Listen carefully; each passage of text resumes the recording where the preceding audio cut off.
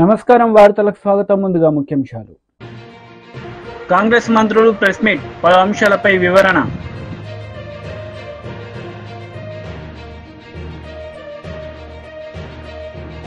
BRS నేతలు press meet, పలు అంశాలపై వివరణ.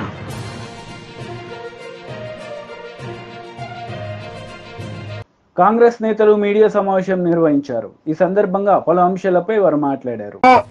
4 గోడల మధ్య గత ప్రభుత్వ త్వరలో తీసుకున్న నిర్ణయాలను కాదని ప్రజల మధ్యలోకి కొత్త రెవెన్యూ చట్టాన్ని 2వ తారీఖు సాయంత్రం ప్రజల ముందుకు పెట్టాం. 23వ తారీఖు వరకు పబ్లిక్ డొమైన్ లో ఉంచాం. ఏదైతే సూచనలు సలహాలు మేధావులు ఇస్తారో, అనుభవజ్ఞులు ఇస్తారో, సామాన్యులు ఇస్తారో, ఆ ఇచ్చిన సూచనలన్నిటినీ రెవెన్యూ చట్టంలో సరైన ఉంటే సేకరించడానికి ఈ ప్రభుత్వం చిత్తశుద్ధితో ఉంది.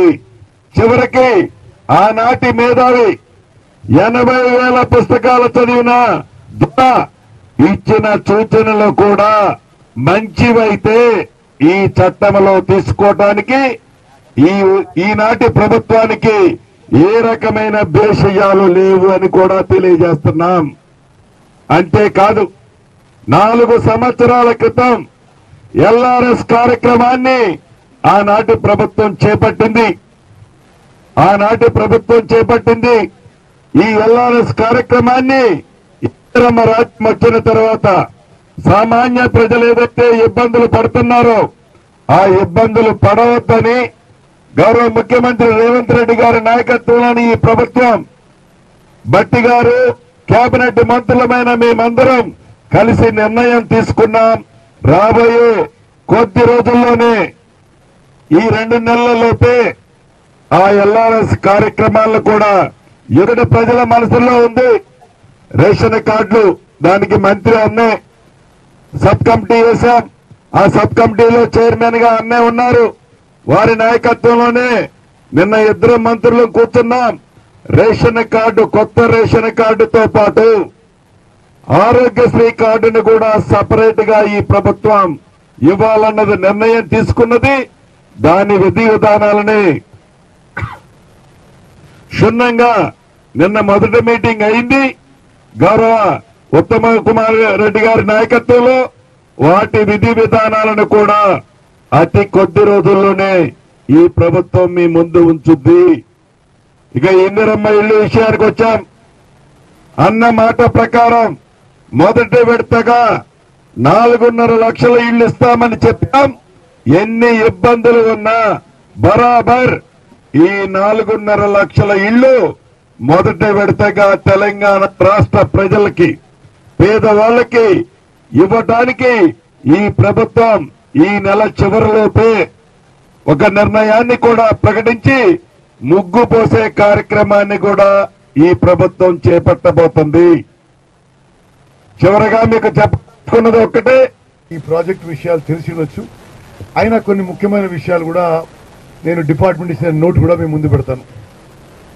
సీతారామ ప్రాజెక్టు ప్రధాన కాలువ 104.40 కిలోమీటర్ వరకు 1 నుంచి 8 ప్యాకేజీలలో పనులు పూర్తయ్యాయి. ప్రధాన కాలువ 9.85 కిలోమీటర్ల వద్ద మారేళ్లపాడు ఎత్తిపోతుల ద్వారా పినపాక నియోజకవర్గం నందు 15,795 ఎకరాల ఆయకట్టుకి సాగునీరు అందుతుంది. దీని యందు కాలువల నిర్మాణం కొరకు 252 ఎకరాల భూసేకరణ కలుపుకొని మొత్తం అంచనా విలువ 115.71 కోట్లు. ఈ పనులు వేగవంతంగా చేపడుతున్నాము.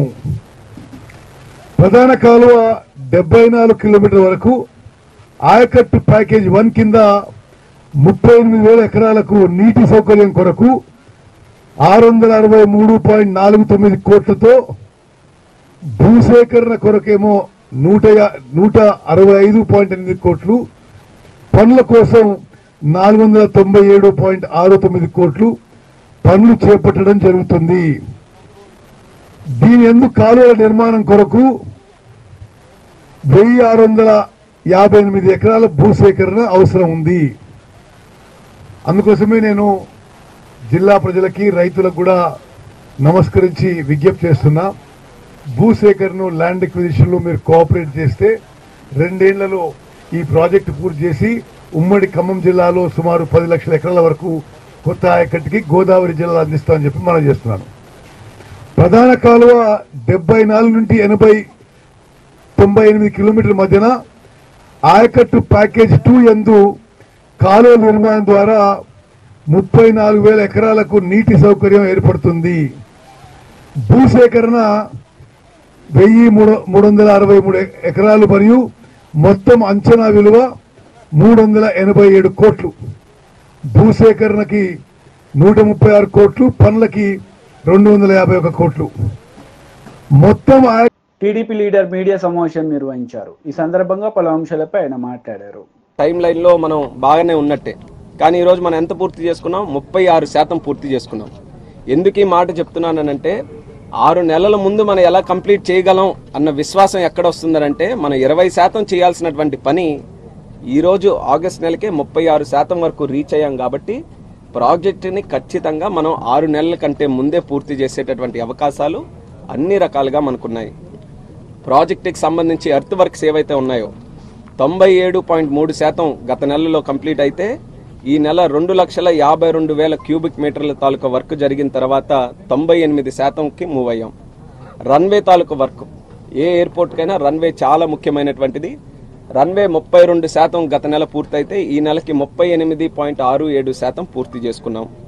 ట్యాక్సీవే రన్వే పక్కన ఉన్నటువంటి ఇంకో రన్వే 16.7% క్రిందటి నెల అయితే ఈ నెలకి 20.78% ఈ నెలకు పూర్తి చేసుకున్నాం. టెర్మినల్ బిల్డింగ్, ఎయిర్పోర్ట్లో మనకి ప్రధానంగా కనబడేది టెర్మినల్ బిల్డింగ్. మన చెక్ ఇన్ కానీ, అరైవల్స్ కానీ, డిపార్చర్స్ కానీ ఇవన్నీ కూడా అయ్యేది మనకి టెర్మినల్ బిల్డింగ్ నుంచే. అటువంటి టెర్మినల్ బిల్డింగ్ని 22.5% గత నెల మనం పూర్తి చేసుకుంటే ఈరోజు ఆర్సీసీ వర్క్ 4,635 క్యూబిక్ మీటర్లు జరిగింది. దానితో 27.28%కి టెర్మినల్ బిల్డింగ్ తాలూకా ప్రోగ్రెస్ని కూడా మనం చేరుకోవడం జరుగుతుంది. అలాగే మీరు అందరూ కూడా చూసుంటారు, ఒక పెద్ద టవర్ కనబడుతుంది, ఎయిర్ ట్రాఫిక్ కంట్రోల్ ఏటీసీ తాలూకా టవర్ ఏదైతే ఉందో అది కూడా గత నెల 25.58% జరిగితే ఇప్పటికీ 30.69%, ఇంకో 12 మీటర్ల హైట్ కూడా దాని తాలూకు కన్స్ట్రక్షన్ జరిగింది. పూర్తి శాతం దాన్ని ఎంతవరకు హైట్ చేరుకోవాలి అదంతా కూడా జరిగింది. దాంతోపాటు 30.69% ఏటీసీ తాలూకా పనులు కూడా ఈరోజు పూర్తి చేసుకున్నాం. ఇది కాకుండా అదనంగా చుట్టుపక్కల కొన్ని బిల్డింగ్స్ ఉన్నాయి, సబ్ స్టేషన్స్ కానీ, వాటర్ ట్రీట్మెంట్ ప్లాంట్ కానీ, లేకపోతే మిగిలిన అదనంగా ఎయిర్పోర్ట్కి సంబంధించినటువంటి ఏవైతే ఇతరత్ర బిల్డింగ్స్ ఉన్నాయో అవి కూడా సుమారు 12%, 6% నుంచి 12% గత నెలలో ప్రోగ్రెస్ ఈరోజు చేసుకోవడం జరుగుతుంది. అంటే ఏ వర్క్ మనం తీసుకున్నా, ఏ శాఖ మనం తీసుకున్న ఎయిర్పోర్ట్ తాలూకుది అన్నీ కూడా మనం అనుకున్నటువంటి టైం కంటే ఎక్కువ స్పీడ్ మీదే ఈరోజు జిఎంఆర్ కానీ, ఎల్ఎన్టీ సంస్థ కానీ మన లక్ష్యానికి అనుగుణంగా వాళ్ళు కూడా పనిచేస్తూ ఈరోజు ముందుకు నడిపించడం జరుగుతుంది. సో వాళ్ళకు కూడా అభినందిస్తున్నాను, ఎందుకంటే చాలా సాటిస్ఫాక్టరీగా ఈరోజు కార్యక్రమాలన్నీ కూడా చేశారు. కాబట్టి ఇక్కడ పనిచేసినటువంటి వారందరికీ కూడా హృదయపూర్వకంగా అభినందనలు కూడా నేను తెలియజేస్తున్నాను. ఇంకో ఛాలెంజ్ ఏంటంటే ఈ నెల ముఖ్యంగా జూన్, జూలై, ఆగస్టు నెలలో మనకి మాన్సూన్ కూడా వస్తుంది. ఈ లాస్ట్ 1 మంత్లో జూలై 11 నుంచి ఆగస్టు 11 వరకు మనకి అట్లీస్ట్ ఒక వారం రోజులు ఎక్సెసివ్ రెయిన్ కూడా ఉండింది. ఎక్సెసివ్ రెయిన్లో అసలు ఏ పని కూడా మనం చేయలేం. కానీ అలాంటప్పుడు కూడా క్రియేటివ్గా ఆలోచించుకొని ఆ ఎక్సెసివ్ రెయిన్ ఉన్నటువంటి టైంలో బయట వర్క్స్ అన్నీ కూడా ఆపి టెర్మినల్ బిల్డింగ్లో ఇంటర్నల్గా ఏవైతే వర్క్స్ చేయగలమో దాని మీద దృష్టి పెట్టి ప్రోగ్రెస్ అక్కడ కూడా నడిపించారు. అంటే లక్ష్యం ఎక్కడ కూడా మిస్ అవ్వకూడదు అన్నటువంటి ఆలోచన ఈరోజు చంద్రబాబు నాయుడు గారు ఆ రోజు రావడం, అందరితో చర్చించడం, అందరికీ కూడా మోటివేట్ చేయడం, ఉత్తరాంధ్ర ప్రాంతం ఈ యొక్క ప్రభుత్వానికి ఎంత ఇంపార్టెంటో ఆ రోజు చెప్పారు. అది మా అందరికీ కూడా, అంటే ఆయన 78 నుంచి రాజకీయాల్లో ఉన్నారు. మేము ఈరోజు 3వసారి నేను కూడా ఎంపీగా పోటీ చేసి శ్రీకాకుళం నుంచి గెలవడం జరుగుతుంది. మా ఇన్ని సంవత్సరాల రాజకీయంలో ఉత్తరాంధ్ర ప్రాంతం నుంచి ఎన్డీఏ ప్రభుత్వానికి అలాగే తెలుగుదేశం పార్టీకి ఇంత పెద్ద ఎత్తున గెలుపు మేము ఎప్పుడు కూడా చూడలేదు. అంత విశ్వాసంగా ఈ ఉత్తరాంధ్ర ప్రాంతం ఒక నమ్మకం పెట్టుకొని మాకు గెలిపించిన తర్వాత అదే రకంగా మేము కూడా పనులు చేసి ఉత్తరాంధ్రని ముందుండి నిలబెట్టాలని చెప్పి చంద్రబాబు నాయుడు గారు స్పష్టంగా తెలియజేయడం జరిగింది. బీఆర్ఎస్ లీడర్ మీడియా సమావేశం నిర్వహించారు. ఈ సందర్భంగా పలు అంశాలపై ఆయన మాట్లాడారు. పీరియడ్లోనే 6 లక్షల ఉద్యోగాలు వచ్చినాయి. వీరి ప్రభుత్వం వీరు రాగానే తగ్గిపోయింది. ఒకటే సంవత్సరం 1,20,000 ఉద్యోగాలు మేము ఉన్నప్పుడు వస్తే వీళ్ళు వచ్చిన తర్వాత 40,000కి పడిపోయింది. వీరి ఘనకార్యం ఇదంతా. కాబట్టి ఈరోజు కాంగ్రెస్ హయాంలో అన్నీ కూడా దిగజారిపోతా ఉన్నాయి, రోజు పడిపోతూ ఉన్నాయి. మరి నిన్ననే స్టేట్మెంట్ చూసినాం.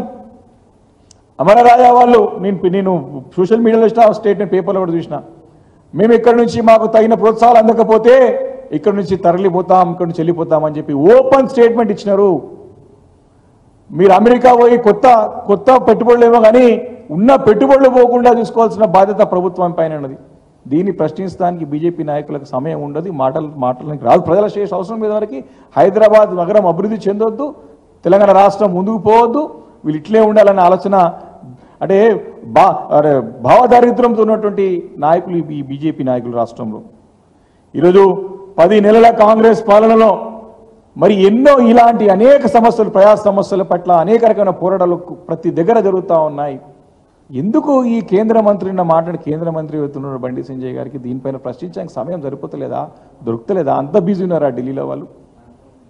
నిన్న మహబూబ్ నగర్లో కొడంగల్ నుంచి వచ్చి మా భూములు లాక్కుంటా ఉన్నారు, మమ్మల్ని ఇబ్బంది పెడతా ఉన్నారు, హైదరాబాద్ నగరానికి వచ్చి మాత్రం మొరబెట్టుకుంటా ఉన్నారు. ఈరోజు ఎక్కడ పోయినరు వీళ్ళు? మా ప్రభుత్వ హయాంలో ఏ చిన్న సమస్య వచ్చినా సరే ఎగిరెగిరి పడి మీద పడి కొట్లాడినటువంటి నాయకులు ఈరోజు ఎందుకు మాట్లాడతలేరు, ఎందుకు మూగపోయినారని ప్రశ్నిస్తూ ఉన్నాం. ఈరోజు ఎంత బాధాకరమైన విషయం అంటే ఈరోజు ఇక్కడ ఉన్నటువంటి ఇప్పుడు సహాయ మంత్రి గారు, కేంద్ర హోంశాఖ సహాయ మంత్రి గారు ముఖ్యమంత్రి గారికి సహాయ మంత్రిగా మారిపోయినారు. ఆయన కేంద్ర హోంశాఖ సహాయ మంత్రి కాదు, ముఖ్యమంత్రి రేవంత్ రెడ్డి గారికి సహాయ మంత్రిగా మారిపోయినాడు. కోవట్గా పనిచేస్తున్నట్టు స్పష్టంగా అర్థమవుతోంది రేవంత్ రెడ్డి గారికి. ఎంత ఘోరమైనటువంటి పరిస్థితి అంటే రేవంత్ రెడ్డి గారు ముఖ్యమంత్రి హోదాలో అమెరికాలో పోయిన తర్వాత వారి తమ్ముడితో ఉన్నటువంటి కంపెనీతోని డైరెక్ట్గా అగ్రిమెంట్ చేసుకుంటా ఉంటే ఒక హోదాలో ఉన్నటువంటి బండి సంజయ్ గారు, అది కూడా కేంద్ర హోంశాఖ సహాయ మంత్రిగా ఉన్నటువంటి వీరు దాన్ని సమర్థిస్తారు. అసలు రాజ్యాంగం గురించి వీరికి ఏమైనా ఐడియా ఉందా? It clearly comes under office of profit. చాలా స్పష్టంగా ఆఫీస్ ఆఫ్ ప్రాఫిట్ కిందకు వస్తుంది. దీనిపైన కేంద్ర సహాయ మంత్రిగా ఉన్నటువంటి బండి సంజయ్ గారు మాట్లాడిన మాటలని డైరెక్ట్గా మేము ప్రధానమంత్రి గారికి, కేంద్ర హోంశాఖ మంత్రికి లెటర్ రాయబోతా ఉన్నాం, లెటర్ రాస్తాం. దీన్ని సమర్థిస్తారా కేంద్ర ప్రభుత్వం? దీన్ని ప్రోత్సహిస్తారా? ఆఫీస్ ఆఫ్ ప్రాఫిట్ ని సమర్థిస్తారా? మీ కేంద్ర మంత్రి హోదాలో ఉన్నటువంటి వీరు మాట్లాడుతూ ఉన్నారు, దీని ప్రభుత్వం ఒప్పుకుంటుందని చెప్పి ప్రశ్నిస్తాను. తప్పకుండా దీనిపైన సమానం కావాలి బీఆర్ఎస్ పార్టీకి, తెలంగాణ ప్రజలకి. చాలా స్పష్టంగా ఆఫీస్ ఆఫ్ ప్రాఫిట్ కిందకి వస్తుంది. మనం తీసుకునేటప్పుడు చెప్తాం రాగ ద్వేషాలకు మనం విరుద్ధంగా పనిచేయమని చెప్పేసి. ఈరోజు చాలా స్పష్టంగా it clearly comes under office of profit. ఎన్నో ఇటువంటివైనా అట్లా అగ్రిమెంట్ అయిన సందర్భం అనేక సందర్భాలు కేసులు అయినాయి. దీన్ని సమర్థిస్తారు, అది కూడా ఒక హోదాలో ఉన్నటువంటి వ్యక్తి. దీనిపైన తప్పకుండా స్పష్టంగా మేము సమాధానం రాబట్టడానికి మేము సిద్ధంగా ఉన్నాం. దీనిపైన క్లారిటీ కావాలి. వారు హోదాలో ఉండి ప్రభుత్వం నుంచి మాట్లాడారు కాబట్టి కేంద్ర ప్రభుత్వం దీన్ని సమర్థిస్తుందా, కేంద్ర ప్రభుత్వం దీన్ని ప్రోత్సహిస్తుందా, ఏమైనా రాజ్యాంగంలో మార్పులు చేయబోతుందా, చేసుకోవచ్చా, వ్యాపారాలు చేసుకోవచ్చా? ఇంత సిల్లీ, ఎంత చిన్న, ఎంత చాలా క్లారిటీ ఉన్న అంశం ఇది. తప్పుని సమర్థించడం. అందుకే వీరు సహాయం ముఖ్యమంత్రి గారికి కాంగ్రెస్ పార్టీ నాయకులంటే మాట్లాడారంటే తెలుగు మాట్లాడడం అనుకోండి. ఈయన కేంద్ర మంత్రి హోదాలో ఉండి మాట్లాడడం అనేది మాత్రం ఈరోజు రాజ్యాంగ విరుద్ధం. వారి పదవికి వారు మోసం చేస్తున్నట్టు, వారి పదవికి వారు దిగజారినట్టు. కాబట్టి దీన్ని చాలా తీవ్రంగా మేము పరిగణిస్తున్న సంగతిని సందర్భంగా మనం చేస్తా ఉన్నాం. ఈరోజు అంతా బీజేపీ లీడర్ మీడియా సమావేశం నిర్వహించారు. ఈ సందర్భంగా పలు అంశాలపై ఆయన మాట్లాడారు. ఆమె నిండు చూలాలు, నిండు గర్భిణి. అక్కడి నుంచి గవర్నమెంట్ ఆసుపత్రికి, ప్రాథమిక ఆరోగ్య కేంద్రాన్ని చేరుకోవడానికి 2 గంటలు నడవాల్సి వచ్చింది. ఎందుకు నడవాల్సి వచ్చిందంటే రహదారి సౌకర్యం లేక. 108 వాహనం, అంబులెన్స్ వాహనం వాగు వరకే వస్తుందనంటే వాగు దాటాలంటే 2 కిలోమీటర్లు నడవాలి. ఆ నడిచే క్రమంలో ప్రసవం, ఆసుపత్రిలో జరగాల్సిన ప్రసవం ఆ వాగొడ్డుకు ఆ ఇసుకలోనే జరిగింది. పర్యవసానంగా ఆ పుట్టిన శిశువు మృతి చెందడం జరిగింది. అప్పుడు ఆ గిరిజన మహిళను తీసుకువెళ్ళి మన మంచిర్యాల అక్కడి నుంచి 100 కిలోమీటర్ల దూరంలోని మంచిర్యాలలోని హాస్పిటల్లో అడ్మిట్ చేసి తర్వాత చికిత్స చేశారు. గిరిజనుల పరిస్థితి ఇట్లా ఉంటే వీళ్ళు వేడుకలు పండుగలు పబ్బాలు చేసుకొని సంకలు గుద్దుకోగానే సరిపోదు అనే విషయాన్ని మనం ఇంకా గుర్తించాల్సిన అవసరం ఉన్నది. కాంగ్రెస్ ఎప్పుడు చెప్తుంది దళితుల ఆదివాసుల పార్టీ మాది అని. ఇవాళ ఏమైంది? ప్రపంచ ఆదివాసీ దినోత్సవం రోజు ఒక ఆదివాసీ మహిళ ప్రసవ వేదన పడుతూ 2 కిలోమీటర్లు నడవాల్సిన పరిస్థితి ఎందుకు వచ్చింది? ఆ శిశువు ఎందుకు మరణించాల్సి వచ్చిందనేది ఒకసారి ప్రశ్నించుకోవాల్సిన అవసరం ఉన్నది. ఇది ప్రభుత్వాన్ని నేను అడుగుతున్న సూటి ప్రశ్న. ప్రపంచ ఆదివాసీ దినోత్సవం యొక్క వాస్తవాలు ఈ విధంగా ఉన్నాయని తెలియపే ప్రయత్నమే ఇది అనే విషయం మీకు తెలియజేస్తున్నా. పురిటి నొప్పులతోటి 2 కిలోమీటర్లు నడిచింది ఆ నిండు గర్భిణి, కడుపులో కవలలతో గర్భిణి నరకయాత్ర, వాగు దాటి 108 ఎక్కే లోపే ప్రసవం, మార్గ మధ్యంలోనే మృతి చెందిన శిశువు. ఆసిఫాబాద్ జిల్లాలో ఓ గిరిజన తల్లి వేదన, పురిటి నొప్పులతో వాగు దాటుతున్న నిండు గర్భిణి. ఇది వాస్తవ పరిస్థితి. అది వెలుగులో మీ కాంగ్రెస్ నాయకుని వెలుగు పత్రికే ఇది. వాస్తవాలైతే మీరు అంగీకరించాల్సిందే, ఎవరో వేరే ఫేక్ డాక్యుమెంట్ అయితే కానే కాదు. ఇవాళ నిండు గర్భిణికి నరకయాత్రని అని ఈనాడు దారి లేక 1.5 కిలోమీటర్ నడిచిన, ఒక 1.5 కిలోమీటర్ నడిచిన నిండు చూలాలు, వాగు దాటగానే ఒడ్డున ప్రసవం, శిశువు మృతి. ఇది వాస్తవ పరిస్థితి. ఆసిఫాబాద్ జిల్లాలో ప్రసవ వేదన పడుతున్న గిరిజన మహిళల పరిస్థితి కడు దయనీయంగా ఉన్నది. ఆసుపత్రిలో మినిమం ఫెసిలిటీస్ లేవు, అటువైపు రోడ్డు సౌకర్యం లేక గర్భిణీ స్త్రీలు నడవాల్సిన పరిస్థితి. ఇది ఒక్కటే కాదు, మీకు ఇంకా చెప్తా. ఇవాళ సిర్పూర్ టీ మండలం, అదే జిల్లా, గిరిజన నాయకుడు కుమ్రంభీం పేరు పెట్టుకున్న జిల్లాలో సిర్పూర్ టీ మండలంలోని చీలపల్లె గ్రామానికి చెందిన, లింబుగూడ గ్రామానికి చెందిన గిరిజన మహిళ వెడ్మం మనీషా అనే గర్భిణి ఈ ఆరోగ్యం బాగలేకపోవడంతో ఆసుపత్రికి తరలించే క్రమంలో డోలీ కట్టి కాగజ్నగర్ ఆసుపత్రిలో చేర్పించారు. అక్కడ మెరుగైన వైద్య సేవల నిమిత్తం నిర్మల్ ఆసుపత్రికి తరలించారు. అక్కడి నుంచి పరిస్థితి విషమించడంతో వరంగల్లోని ఎంజీఎం ఆసుపత్రికి తరలించారు. ఆ వరంగల్ ఆసుపత్రిలో చికిత్స పొందుతూ ఆమె మృతి చెందింది. ఈమెకు 7 ఏళ్ల క్రితం వివాహం జరిగింది. ఇది గిరిజన మహిళల పరిస్థితి. అదే గిరిజన మహిళల పరిస్థితి చూడండి. వీళ్ళకి టిఫా స్కాన్స్ ఉంటాయి, గర్భిణీ స్త్రీలకు బ్లడ్ టెస్టులు ఉంటాయి. ప్రతి ట్రైమిస్టర్లో అంటే 3 నెలలకు ఒకసారి చికిత్స. బీఆర్ఎస్ లీడర్ మీడియా సమావేశం నిర్వహించారు. ఈ సందర్భంగా పలు అంశాలపై ఆయన మాట్లాడారు. ఆధారాలుంటే ఓ కేసు పెట్టి నీ శాఖతో దర్యాప్తు చేయి. రేవంత్ రెడ్డి మీద నమ్మకం ఎందుకు? ఇలా కాంగ్రెసు బీజేపీ కలిసి రాష్ట్రంలో పనిచేస్తున్నాయి. కిషన్ రెడ్డికి, రేవంత్ రెడ్డికి, బండి సంజయ్కి పూర్తి స్థాయి అవగాహన ఉంది.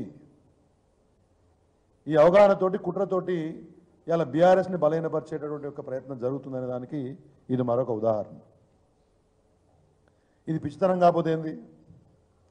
లార్జ్ స్కేల్ కరప్షన్ అయింది, అవినీతి చేసినారు. నీకు చేతనైతే సంబంధిత సంస్థలకు ఫిర్యాదు కేసు పెట్టి దర్యాప్తు చేయించు. అరెస్ట్ చేయించడం మాట్లాడడం అనేది బుద్ధిలేనితనం.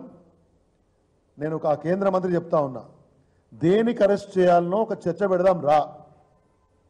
నీ దగ్గర ఏమైనా సమాచారం ఉంటే బహిరంగంగా మీడియా ముందు చెప్పు, మేము వస్తాం, మాట్లాడతాం. ఏదో అందరి ధర్మాన్ని అల్లుడు వచ్చిన ఒక సామెత ఉంది. దానిలాగా నరేంద్ర మోడీ పేరు మీద ఇంకో జై శ్రీరామ్ నినాదం మీద నీకు ఎంపీ పదవి వచ్చింది. కానీ దాంతో ఒక పదవి వస్తే కేటీఆర్ని విమర్శిస్తాను, దాంతో వార్తల్లో ఉంటాను అనుకుంటే నేను ఒక ప్రశ్న వేస్తున్నాను. కేటీఆర్ 10 సంవత్సరాలుగా ఈ రాష్ట్రానికి మంత్రిగా చేసిన సేవ ఏందో రాష్ట్రంలో ప్రజలకు తెలుసు. ఐటీ రంగంలో అభివృద్ధి తెలుసు, పారిశ్రామిక రంగంలో అభివృద్ధి తెలుసు, ఎన్ని ఉద్యోగాలు వచ్చినాయో తెలుసు, హైదరాబాద్ నగరం ఎట్లా అభివృద్ధి చెందిందో తెలుసు. కేటీఆర్ అనేటటువంటి ఆయన కాలి గోటికైనా నువ్వు సరిపోతావా? అనే విషయాన్ని వాళ్ళ బండి సంజయ్ ప్రశ్నించుకోవాలి. మీ తెలివి తక్కువ మాటలు చూసి జనం నవ్వుకుంటున్నారు. మనకు ఇద్దరు అసమర్థ కేంద్ర మంత్రులు ఉన్నారు, చదువురాని కేంద్ర మంత్రులు, రాష్ట్రానికి భారంగా తయారైనారు. మొన్న కేంద్ర బడ్జెట్ వస్తే నయా పైసా తీసుకురాలేని చేతగాని దద్దమ్మలు రాష్ట్రానికి 3 లక్షల కోట్లకు పైగా పోయిన 10 సంవత్సరాల్లో పెట్టుబడులు తీసుకొచ్చి 25 లక్షల పైగా ఉద్యోగాలు సృష్టించినటువంటి యొక్క కేటీఆర్ మీద అరెస్ట్ చేయాలని మాట్లాడడం అనేది ఎంత చిల్లర విషయం అండి. కరీంనగర్ ప్రాంతానికి ఎంపీగా ఉంటే కల్వర్టుకు నిధులను పట్టుకొచ్చినావా? కేటీఆర్ గురించి మాట్లాడే మినిమం అర్హత నీకుందా అనే విషయాన్ని బండి సంజయ్ ప్రశ్నించుకోవాలి. మొన్న బడ్జెట్ అప్పుడు మాట్లాడుతుంది ఇదే బండి సంజయ్. ఎంత అవగాహన రాహిత్యం అంటే ఈయనకు మంత్రి పదవి ఈయనకు వచ్చినందుకు కాదు, ఈయనకి ఇచ్చిన వాళ్ళు అనాలి. బడ్జెట్లో ఏం రాలేదు అంటే హైదరాబాద్ ఇండస్ట్రియల్ బెంగళూరు కేరిడార్ హైదరాబాద్ బెంగళూరు ఇండస్ట్రియల్ కేరిడార్ వచ్చింది, అది రాలేదా అంటాడు. ఒరే నాయన, హైదరాబాద్ బెంగళూరు ఇండస్ట్రియల్ కేరిడార్ కాదు, దాంట్లో ఆంధ్రప్రదేశ్ ప్రాంతంలో అనంతపూర్లో ఓర్వకల్లని ఒక నోడ్ ఉంది, దానికి ఇచ్చింది కేంద్ర మంత్రి పైసలు, తెలంగాణకి ఇయ్యలే. అంటే ఇంత తెలివి తక్కువ చదువు. వార్తలు ముగించే ముందు ముఖ్యాంశాలు మరోసారి. కాంగ్రెస్ మంత్రులు ప్రెస్ మీట్, పలు అంశాలపై వివరణ.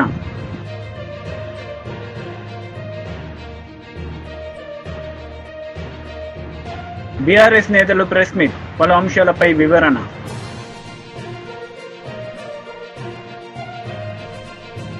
ఈ వార్తలు ఇంతటితో సమాప్తం. తిరిగి ప్రసారమయ్యే వార్తలు మళ్ళీ కలుద్దాం. అంతవరకు సెలవు. నమస్తే.